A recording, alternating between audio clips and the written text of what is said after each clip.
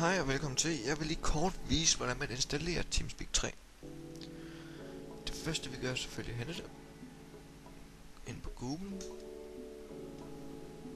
Eller gå her og skrive www.teamspeak.com. Gå på nogle downloads og tager TeamSpeak 3. Og vi skal under Windows og kigge. Har du et andet operativsystem, så er det selvfølgelig her at kigge. Der er Linux, Mac og så videre. Jeg skal så lige have fundet ud af, om det er en klient 32-bit, eller om det er en klient 64-bit, jeg skal hente. Måden vi finder ud af det på, det er at finde ud af, hvilke Windows vi har. Om det er 32-bit eller 64-bit. Og det gør vi heroppe. Trykker på computer. Trykker systemegenskaber. Gå ned om systemtype. Og det er 64-bit. Så skal vi ind og have en 64-bit klient. Vi trykker så download. Det hernede skal du ikke tænke på, det er kun for server, hvis du skal lave din egen server. Så det skal ikke noget, vi skal rode med nu. Så vi henter klient 64-bit TeamSpeak.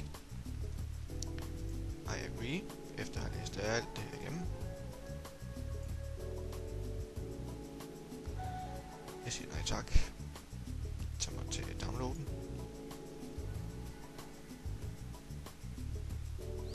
Og den skulle så gerne starte, yes. Og det tog ikke lang tid. Jeg højreklikker på den. Vis i mappen.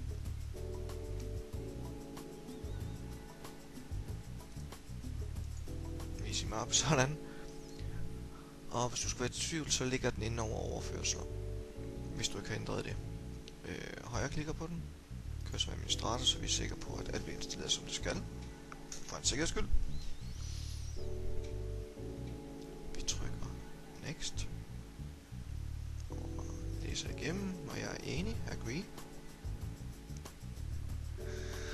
Det er ganske fint for mig. Det er også fint nok. Og det er ganske også udmærket, ja. Og install.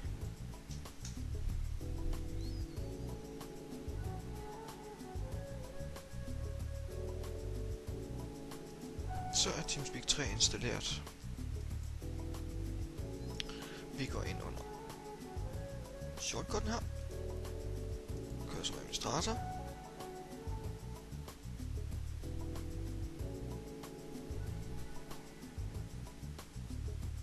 Vi går ind under settings, for nu skal vi ind og have valgt en mikrofon.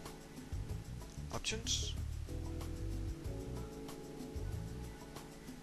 Capture device. Kigger vi. Der ser hvilken mikrofon der er tilsluttet. Mic in rear panel. Jeg går herned og trykker optagelse senere.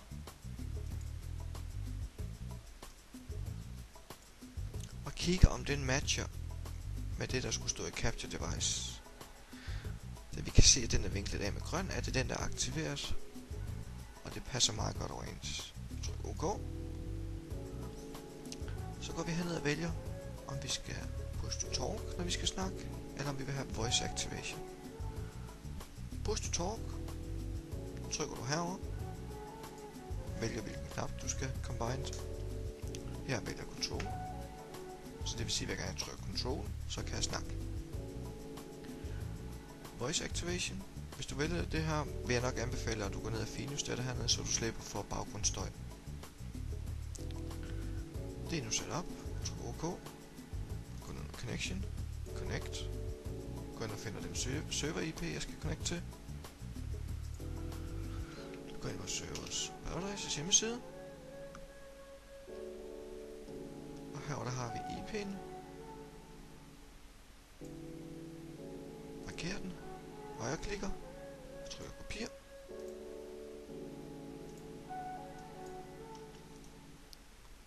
Og vi paster og sætter ind. Og nickname. Mika. Og så er det bare connect. Connected. Så er jeg inde. Og min mikrofon er sat op. Eller vi kan da lige teste. Hvis jeg trykker control nu, så lyser den. Og så skulle min stemme gerne komme ud. Håber den lille guide kunne hjælpe. Ellers fortsat god dag.